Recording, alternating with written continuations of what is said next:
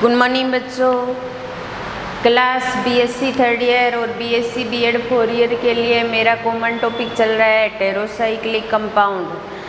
और heterocyclic compound क्या होता है, उसका नामकरण कैसे होता है और उसके बनाने की विधियाँ क्या हैं, इस पे हमने चर्चा कर ली थी। और उसके बाद में नेक्स्ट जो है हमारा टॉपिक आता है वो हमने पिरोल को शुरू किया था। पिरोल के बनाने की विधि पर बात हो गई थी हमारी। अब हम बात करते हैं स्पेक्ट्रोस्कोपी के गुण की। किसकी बात करते हैं? स्पेक्ट्रोस्कोपिक गुण। स्पेक्ट्रोस्कोपिक गुण कि हमारे पास 3 प्रकार की स्पेक्ट्रोस्कोपी पाई जाती है। एनएमआर स्पेक्ट्रोस्कोपी, यूवी स्पेक्ट्रोस्कोपी और आईआर स्पेक्ट्रोस्कोपी, जिसके अंदर ये कई प्रकार के अवशोषण बैंड शो करता है। एक तो ये पाई से पाई स्टार को शो कर सकता है, N2 पाई स्टार को शो कर सकता है और N2 सिग्मा स्टार को शो कर सकता है। ये इस प्रकार के अवशोषण शो करता है और ये अवशोषण लगभग 172 पर, 182 पर और 211 पर यूवी क्षेत्र के अंदर शो किया जाता है। इसके अलावा ये जो पिरोल है उसके अंदर NH बंध भी बनता है और CH बंध भी बनता है। तो ये NH और CH जो बंध बनता है, उन बंधों के खिंचाव के कारण अवशोषण बैंड शो करता है। एक तो 3000 से 3100 सेंटीमीटर इनवर्स पर या 3100 एक जो होता है वो 3300 से 3400 सेंटीमीटर इनवर्स पर भी क्या कर सकता है? बैंड शो कर सकता है। इसके अलावा ये 1590 या 1490 सेंटीमीटर इनवर्स पर या फिर हमारे पास में एक बैंड और आता है जिसका जो है 1400 सेंटीमीटर इनवर्स पर स्पेक्ट्रोस्कोपिक बैंड शो कर सकता है। ये तो नॉर्मल से स्पेक्ट्रोस्कोपिक गुण थे, कोई ज़्यादा इम्पोर्टेंट वाली बात नहीं है इसके अंदर। फिर हम बात करते हैं रासायनिक अभिक्रियाओं की। किसकी बात करते हैं हम? रासायनिक अभिक्रियाओं की या रासायनिक गुण की बात करते हैं। रासायनिक अभिक्रिया की, रासायनिक अभिक्रियाओं के अंदर हम अलग अलग प्रकार से रासायनिक अभिक्रिया करवाएंगे। पहली आती है इसकी योगात्मक अभिक्रिया। क्या आती है? योगात्मक अभिक्रिया।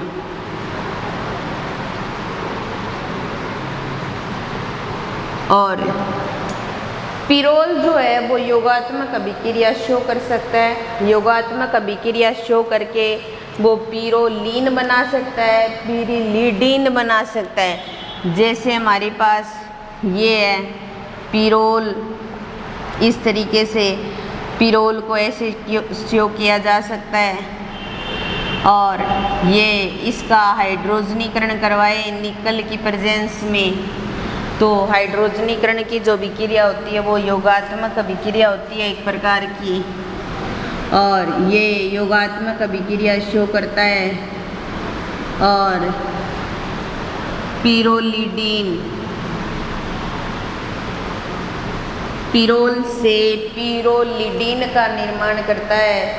और अगर इसकी रिएक्शन जिंक व एसिटिक एसिड की प्रेजेंस में करवाई जाए तो ये क्या बना सकता है? पिरोलीन बना सकता है।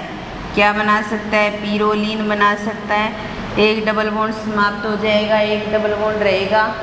और फिर इस पिरोलीन की अगर हम HI के साथ और फास्फोरस के साथ रिएक्शन करवाएं तो ये वापस क्या कर सकता है? पिरोलीन बना सकता है, पिरोलिडीन बना सकता है।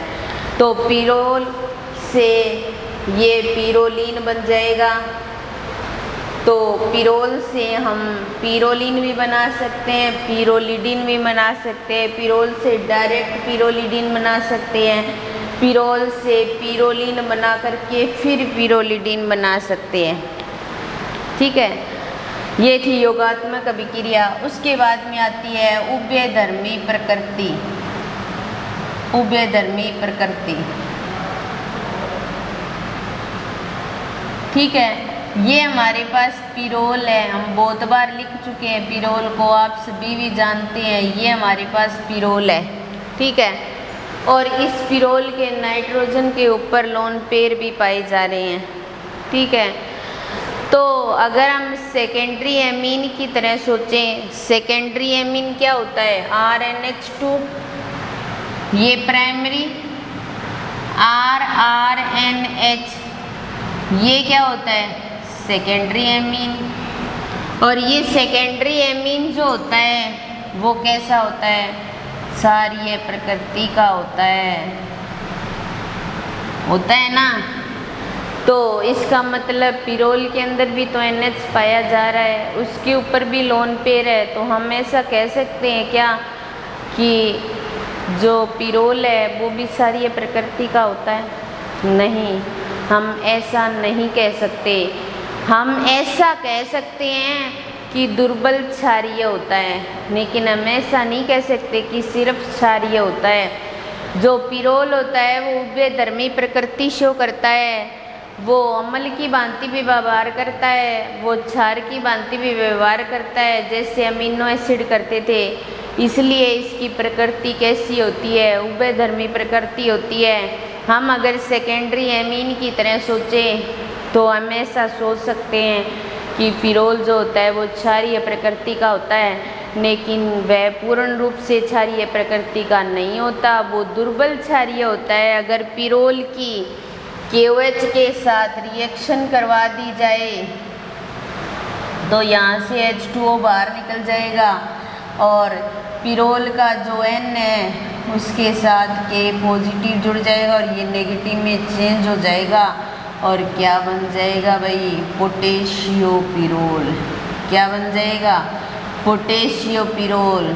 और पोटेशियो पिरोल बन गया, इसका मतलब ये अम्ल की भांति भी व्यवहार कर रहा है, क्योंकि उसने क्या कर दिया, H पॉजिटिव को निकाल दिया। क्योंकि अगर क्षार की भांति हम ये सोचे कि क्षार की भांति व्यवहार करता है तो H पॉजिटिव नहीं निकलना चाहिए, तब तो वो क्षारीय प्रकृति दर्शाता, वो दुर्बल क्षारीय प्रकृति भी दर्शाता है, वो H प्रोटॉन को निकाल भी रहा है, वो अम्लीय प्रकृति दर्शाता है। क्योंकि नाइट्रोजन के जो लोन पेयर हैं वो अपना षष्टक पूरा करने में लग जाते हैं, इसलिए वो क्षारीय प्रकृति शो नहीं कर सकता, यानी कि दुर्बल क्षारीय होगा। वो प्रोटॉन भी निकाल रहा है, इसलिए वो किसकी भांति व्यवहार कर रहा है, वो अम्ल की भांति व्यवहार कर रहा है। और जब कोई अम्ल और क्षार दोनों की भांति व्यवहार करता है उसकी प्रकृति होती है उभयधर्मी। उसकी प्रकृति कैसी होती है, उभयधर्मी। तो जैसे देखिए, क्योंकि जो नाइट्रोजन के लोन पेयर हैं वो इसका षष्टक पूरा करने में भाग लेने लग जाते हैं और इसलिए कुछ अनुनादी स्ट्रक्चर भी शो करते हैं, उनकी बात करते हैं। अगर ये इलेक्ट्रॉन यहाँ ट्रांसफ़र होते हैं तो ये इलेक्ट्रॉन यहाँ ट्रांसफ़र हो जाएंगे। फर्स्ट नंबर स्ट्रक्चर, ये नाइट्रोजन यहाँ बॉन्डिंग हो जाएगी, ठीक है, और इस पर क्या आ जाएगा, नेगेटिव चार्ज। ये देखो, ये लोन पेयर क्या कर रहे हैं, षष्टक को पूरा करने में लगे हुए हैं, ठीक है। अब हम क्या करेंगे, ये आ गया, अब ये इलेक्ट्रॉन तो यहाँ ट्रांसफ़र हो जाएंगे और ये इलेक्ट्रॉन कहाँ जाएंगे, यहाँ जाएंगे। तो नेक्स्ट जो अनुनादी स्ट्रक्चर होगी वो कैसी होगी, ये नाइट्रोजन, ये बॉन्ड बन गया, ये बॉन्ड बन गया और यहाँ क्या आ गया, नेगेटिव चार्ज। ये इलेक्ट्रॉन यहाँ ट्रांसफ़र हो गया और ये इलेक्ट्रॉन यहाँ ट्रांसफ़र हो जाएंगे, ठीक है। तो नेक्स्ट जो स्ट्रक्चर बनेगी वो इस तरीके से बन जाएगी, ये नाइट्रोजन और ये बॉन्डिंग बन गई, ये बॉन्डिंग बन गई और इस पर क्या आ गया, नेगेटिव चार्ज। फिर लास्ट में ये इलेक्ट्रॉन यहाँ ट्रांसफ़र हो जाएगा और ये यहाँ ट्रांसफ़र हो जाएंगे और नेक्स्ट जो नादी स्ट्रक्चर बनेगी वो ये बन जाएगी, ये नाइट्रोजन, ठीक है। ये बॉन्ड यहाँ बन गया और यहाँ क्या गया नेगेटिव चार्ज और ये बॉन्ड, फिर ये इलेक्ट्रॉन यहाँ चला जाएगा और ये इलेक्ट्रॉन इसके पास आ जाएंगे और नेक्स्ट जो अनादि स्ट्रक्चर बनेगी वो ये बन जाएगी एन, ये बॉन्डिंग हो गई वापिस वैसी के वैसी स्ट्रक्चर बन गया। तो इसलिए ये सारी बनाना कोई ज़रूरी नहीं है, आपको 4 ही स्ट्रक्चर बनानी ज़रूरी है, 2 और 3 मैंने आपको शो करके बताया है, क्योंकि अगर अनादि स्ट्रक्चर करते हैं तो वापिस वैसा का वैसा ग्रुप हमें प्राप्त हो जाता है, तब तो है वो आपकी अनादि स्ट्रक्चर सही और वरना होती है वो गलत। तो ये आप सभी को समझ आ गया होगा कि जो पिरोल है वो उभयधर्मी प्रकृति शो करता है, दुर्बल अम्ल और क्षार दोनों की भांति व्यवहार करता है, इसलिए इसकी प्रकृति कैसी होती है उभयधर्मी। कैसी होती है उभयधर्मी। ये हमने 2 अभिक्रियाओं पर बात की, योगात्मक अभिक्रिया और दूसरी उभयधर्मी प्रकृति।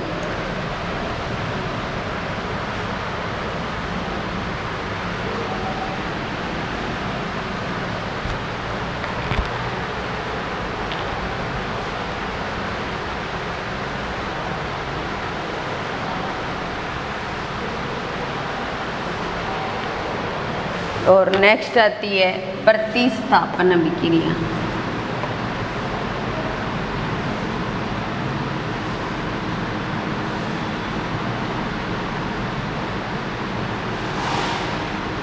तो पिरोल अगर प्रतिस्थापन शो करता है तो वो प्रतिस्थापन अभिक्रियाएं भी प्रदर्शित करता है। तो प्रतिस्थापन अभिक्रिया के अंदर ये इलेक्ट्रॉन स्नेही की भांति व्यवहार शो करता है और पिरोल कुछ प्रतिस्थापन अभिक्रियाएं देता है। तो प्रतिस्थापन अभिक्रियाओं में हम काफ़ी अभिक्रियाएं करेंगे, जिसके अंदर पहली अभिक्रिया आती है हैलोजनीकरण। पहली आती है हैलोजनीकरण।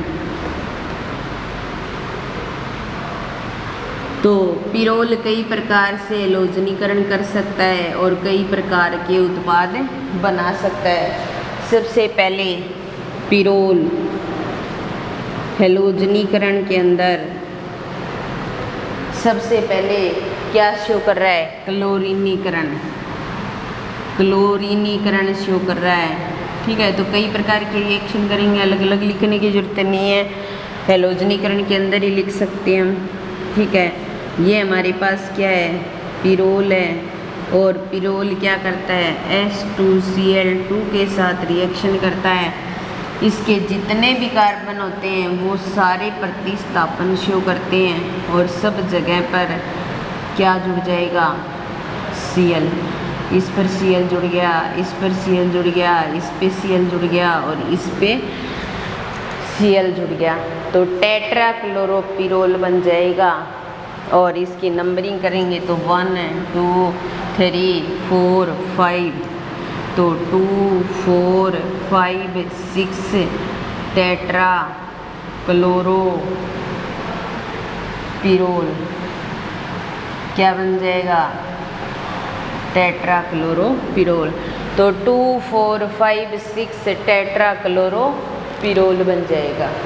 दूसरा अगर हैलोजनीकरण करवाते हैं तो ब्रोमिनेशन करवाते हैं, ब्रोमिनीकरण के साथ अभिक्रिया करवाते हैं और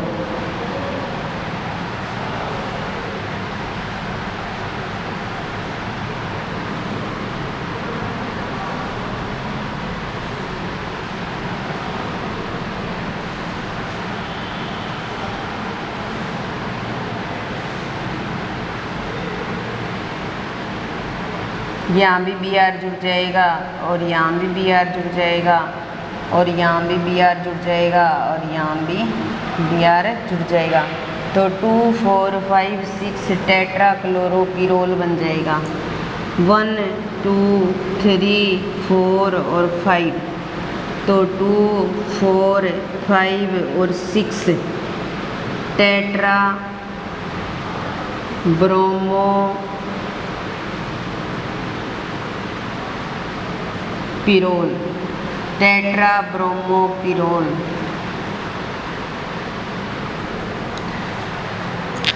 तो एलोजनीकरण के अंदर H2Cl2 के साथ रिएक्शन करवाएंगे 2,4,5,6 टेट्राक्लोरोपिरोल बन जाएगा, और Br2 के साथ रिएक्शन करवाएंगे तो 2,4,5,6 टेट्राब्रोमोपिरोल बन जाएगा।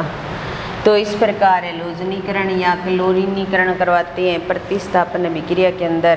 अगर हम Ki और H2O के साथ भी रिएक्शन करवाएं तो आइडोपिरोल भी बन सकता है।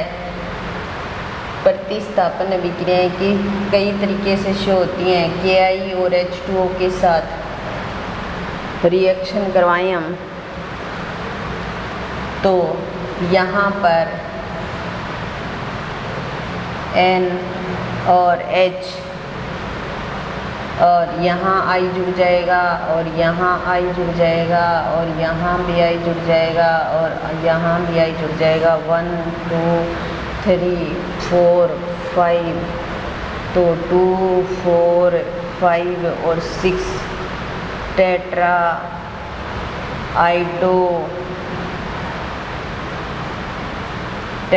आइडोपिरोल बन जाएगा। क्या बन जाएगा? टेट्राआइडोपिरोल बन जाएगा।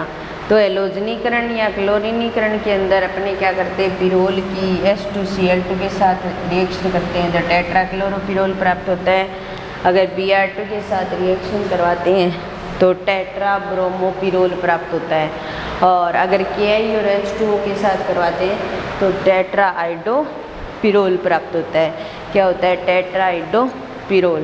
ये थी प्रतिस्थापन अभिक्रिया की बात की। प्रतिस्थापन अभिक्रिया के अंदर पहली रिएक्शन थी एलोजनीकरण। तो ये प्रतिस्थापन अभिक्रियाएं काफ़ी शो करता है। वैसे अपने नॉर्मली प्रतिस्थापन अभिक्रियाएं 5 ही प्रकार की लेते हैं। हेलोजनीकरण, सल्फोनीकरण, नाइट्रीकरण, फ्रीडल-क्राफ्ट अभिक्रिया के अंदर एसिलीकरण और एल्किलीकरण, इतनी लेते हैं अपने। लेकिन ये उससे भी ज़्यादा शो करता है। और अब आती है 2 नंबर नाइट्रीकरण। क्या आती है? नाइट्रीकरण। प्रतिस्थापन अभिक्रिया के अंदर ही है ये, ठीक है। हम पिरोल ले लेंगे, ये हमारे पास पिरोल है,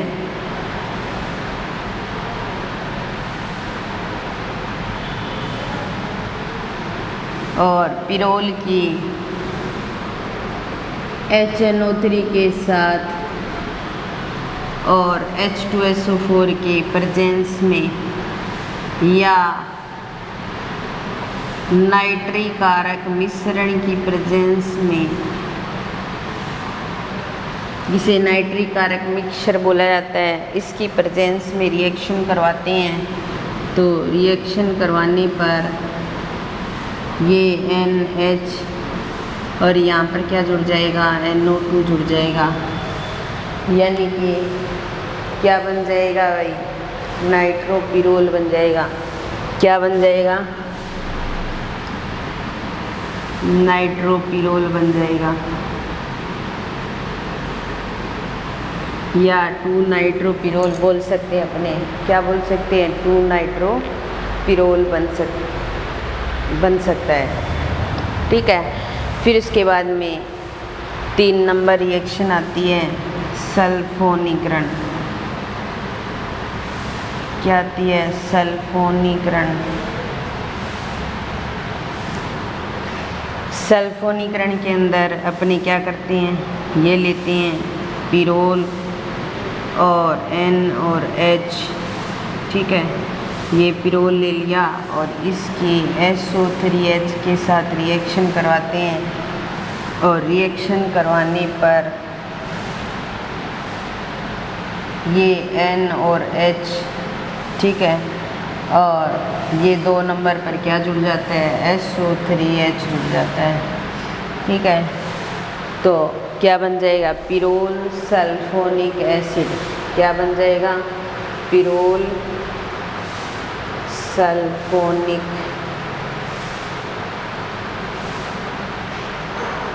अम्ल। पिरोल सल्फोनिक अम्ल। फिर उसके बाद में फ्रीडल-क्राफ्ट अभिक्रिया। नेक्स्ट इसी के अंदर आती है फ्रीडल क्राफ्ट विक्रिया। फ्रीडल क्राफ्ट विक्रिया